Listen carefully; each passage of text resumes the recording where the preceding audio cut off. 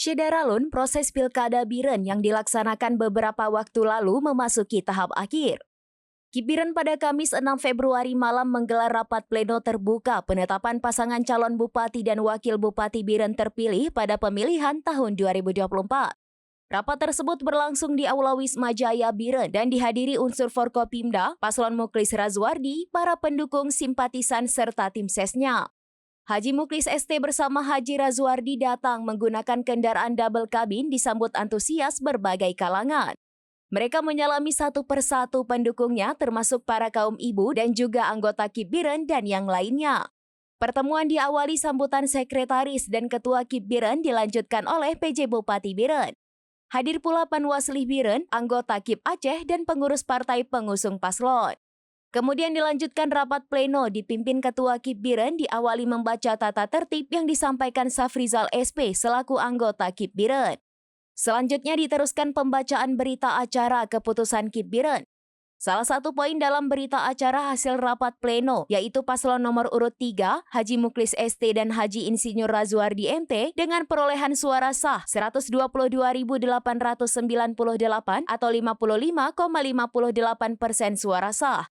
Ditetapkan sebagai pasangan calon bupati dan wakil bupati terpilih periode 2025-2030 hasil dari Pilkada tahun 2024. Usai pembacaan berita acara dilanjutkan dengan penandatanganan oleh paslon.